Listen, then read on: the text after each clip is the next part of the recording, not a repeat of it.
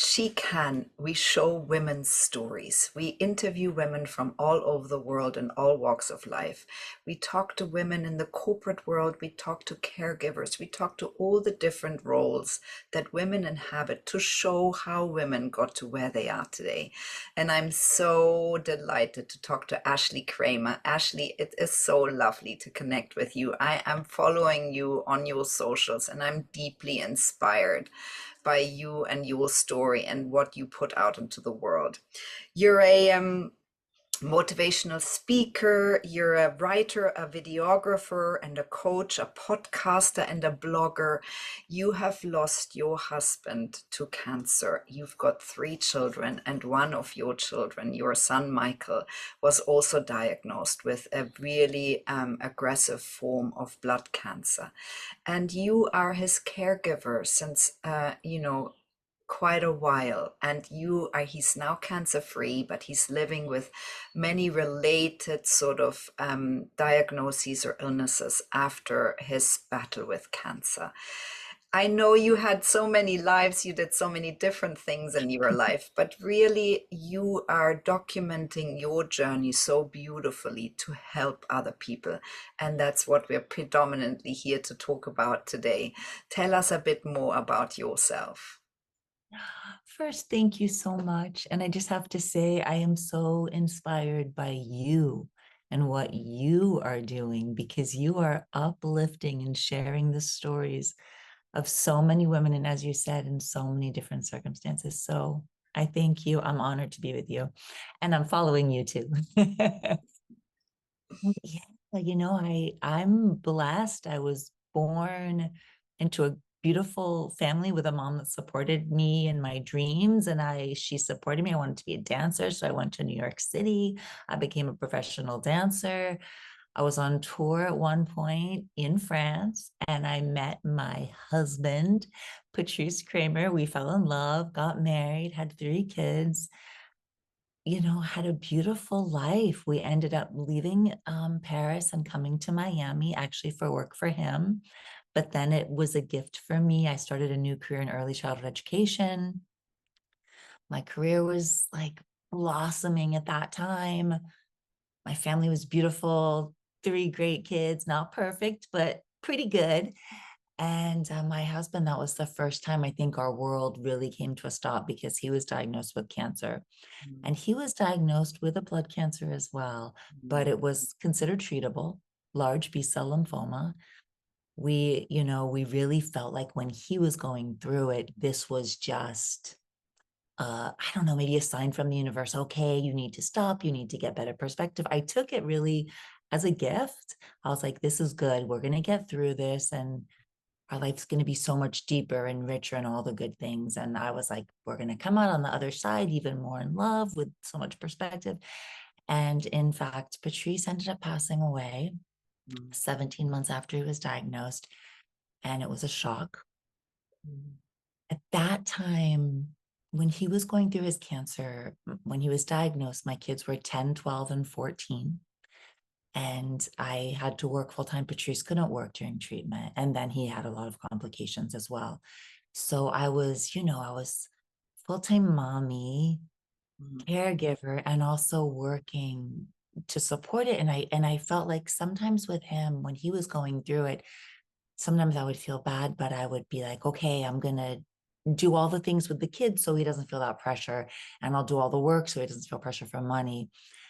And then unfortunately, he passed away. And then Michael in 2020 was diagnosed. And when he was diagnosed, it was a little different because he's my middle one. He was 19. My daughter at the time was 16. My other son was 20. And I didn't have a choice of even, I had to be with him 24/7. Yeah. His cancer was really aggressive. There's less, even to this day, I've looked into it more. There's still less than 200 documented cases. There is no protocol for his cancer. The few people that we've met, none of them have done the same protocol as Michael. Um, and we didn't know it at the time, but he had about 8 months to live. We knew it was aggressive. We didn't know the figures. The doctors spared us that. Yeah. But I did know, somehow in my heart, I knew that I had to just like stop. I gave up my career, stability, everything, and I just trusted, and I became his full-time caregiver. He really needed full-time care. And yeah, that's been my story. This happened in July of 2020 is when he was first diagnosed with cancer. We found out the exact cancer August 3rd. It's burned into my head. August 3rd of 2020. We found out hepatosplenic T cell lymphoma. We knew he needed a bone marrow transplant. And I think the idea was if he could get to the bone marrow transplant, that was his like cure. And so in our heads, we were like, okay, because most people with this cancer pass away before the transplant. He made it to transplant. So we were like, oh my God. And I thought, we're going to get back to life. After transplant, anyone who's been through bone marrow transplant, there's like this 100-day window. They call it the first 100 days. And they're like, after that, things get easier. If you can make it through those first 100. So when we were counting our days and when we made it to 100, we're like, woohoo, we're going to get, back to life.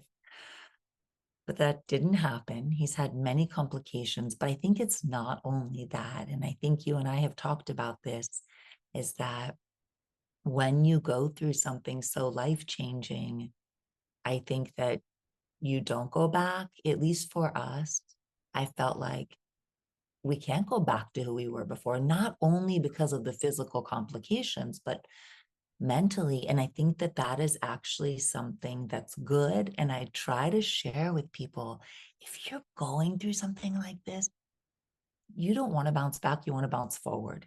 And Yeah. I think that's been one of our themes is, you're changed. And that's good. That's life. And it is hard. And you're a mom just like me, I know. And I think all the moms out there, or if you're a child or whatever, I think we all want to spare our loved ones from pain. Yeah. I hear parents, I don't care. I just want my kid to be happy. And of course, what I say to my kids now is, it's not that I want them to be happy, but I want them to have purpose. Yeah. I want them to feel like they're here for a reason. I think cancer did a lot of that for my family. Mm, And no, we're not always happy. no. I can't say that, but we do have happiness. We do have joy. I feel like we have an inner peace. And I think that's what's been really important is through this journey, I think we found a lot of peace. And I'm going to let you talk. I talk too much. No, I'm so grateful for your words, Ashley. And you do such important work because you are on this journey, and that is your journey, and it's Michael's journey, it's your family's journey. And you had to find ways of how to go forwards, and you document that journey so beautifully, because by doing that, you not only give yourself purpose, you give Michael purpose, there is healing, ongoing healing, and also just daily facing of the situation, right? And by documenting it and by writing about it, by going on podcasts, by putting it on social media, you and Michael are helping so many others that are faced by challenges, whether that's an illness or a life-limiting illness or any other challenge, right? I so often watch you on social media and think, I am not faced with those challenges, but I have a different challenge. And actually, you have given me the strength that I needed for the day to get through it. And with elderly parents and a father who is really struggling now, you've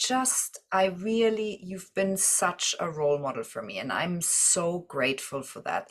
And I often have thought in the last weeks, where does she take it from?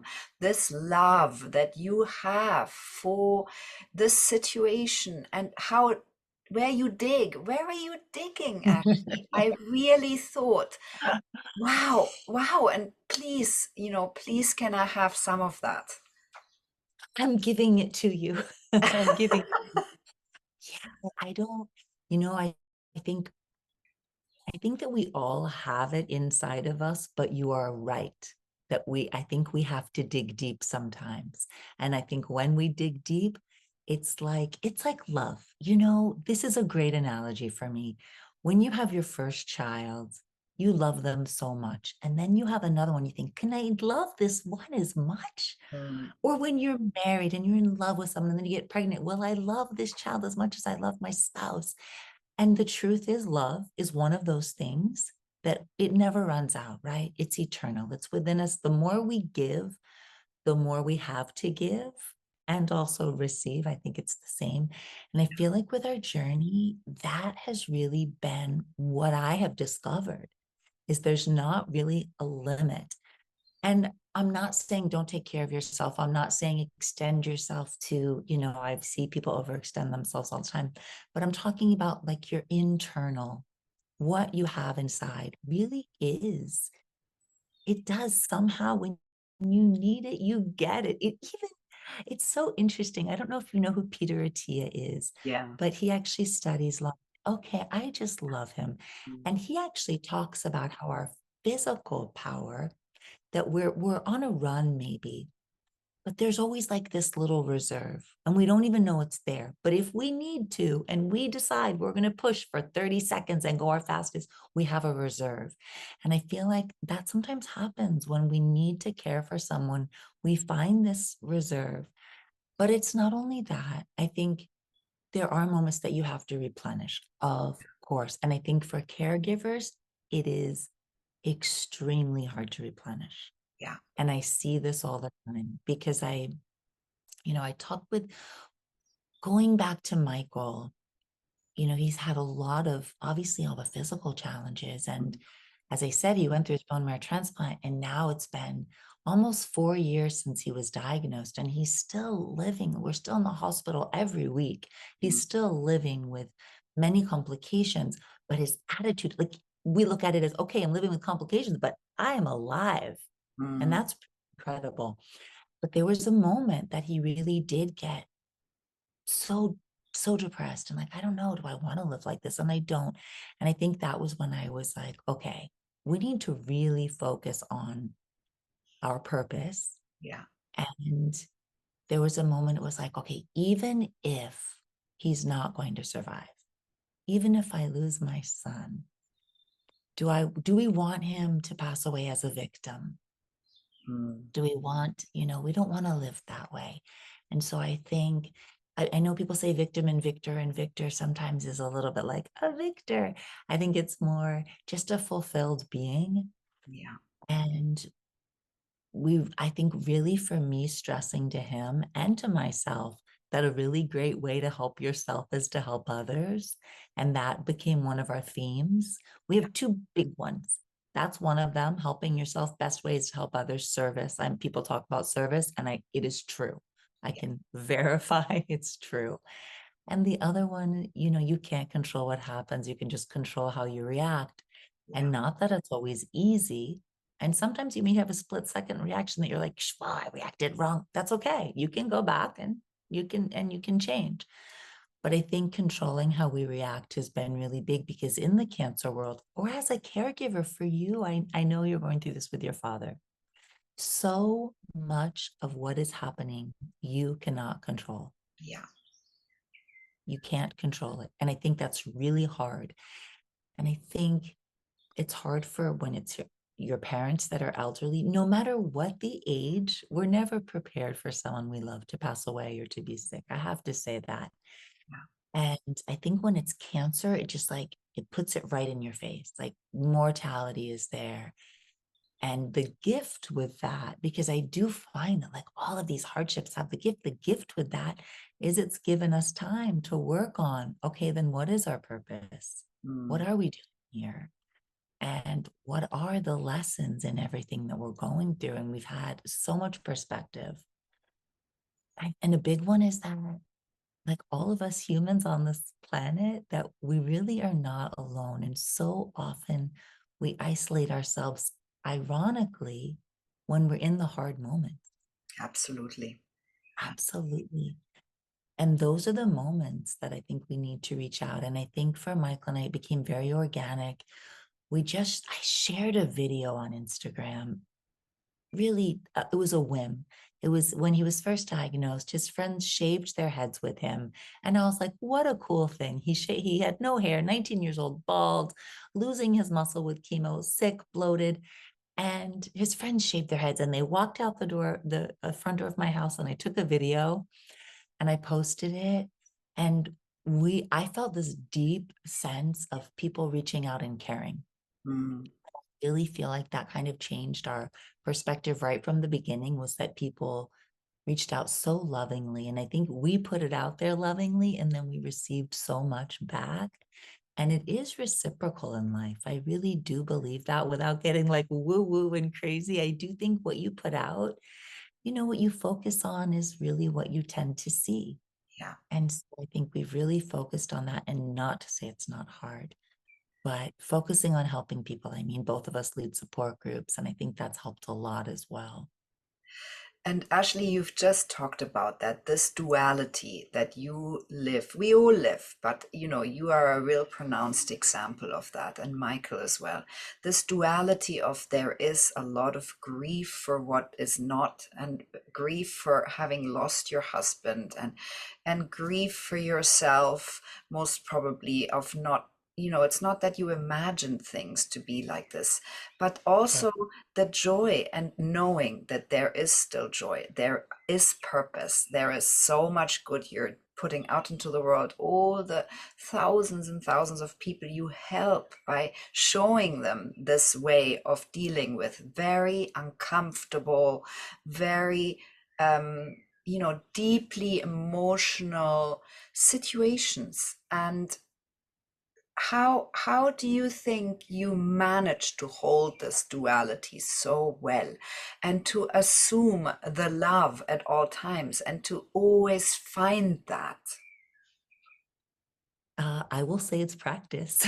Yes. I I don't, love that I think, answer because it's so true. right. And I think it's one thing that sometimes we think, we're going to get to one point in our life, and then everything is going to be easy, and we're going to reach this point and we're going to be happy. Yeah. And we're going to follow this path and everything is going to work out. And we all know that's not true. And I think that it's just like you have to brush your teeth every day, or you have to work out every day. You don't think you're going to go to the gym one time Mm, and that's you have to go, every day or multiple times a week in order to get the benefits. And I think I have to practice. And I think my practice revolves a lot. You just said it. It does revolve around love, because grief, and you can live with grief and joy at the same time. I mean, I have many times. And the last few weeks, it was my husband's birthday, and then it was also the anniversary of his passing. They're very close together within 3 weeks. And so it's, these anniversaries bring up feelings, of course. But I really believe you can hold grief and joy in your heart at the same time. And I think one reason you can do that, or a way to do that, is love. yeah. And, the opposite of love is not hate. The opposite of love is fear. Yeah. And sometimes we get very fearful.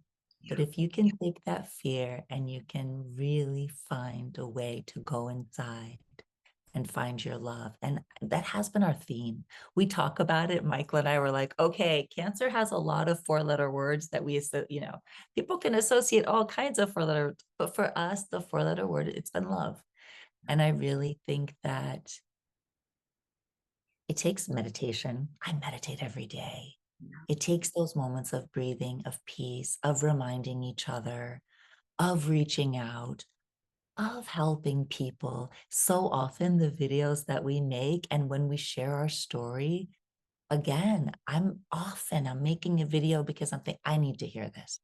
This is what I need to work on. I'm going to share this because if I share this with other people, we're going to support each other.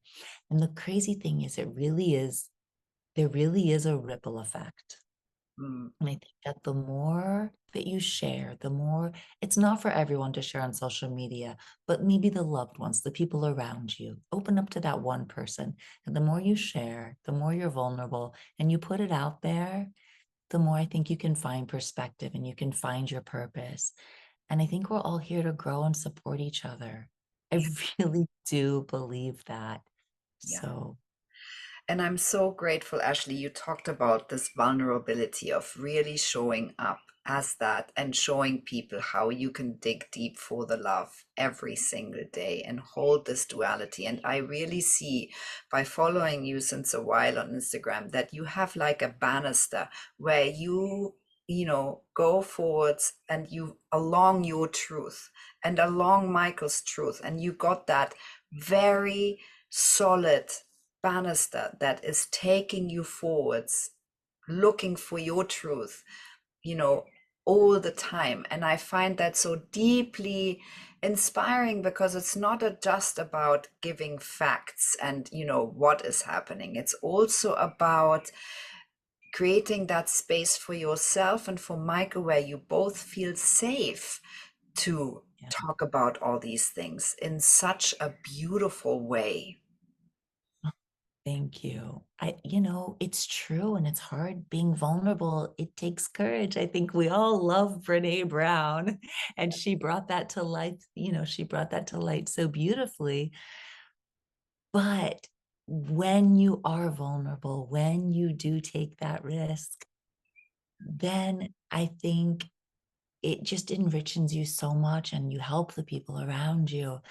And I think that we're afraid that when we're vulnerable, it makes us weaker, but it's the opposite. I think when we're vulnerable, we're stronger. And then again, going back to this, we do realize that we're not alone, because I think it gives other people permission to be like, oh, Absolutely. yeah, me too. Yeah. I felt that too. Oh my gosh, they're going through that. I feel that too.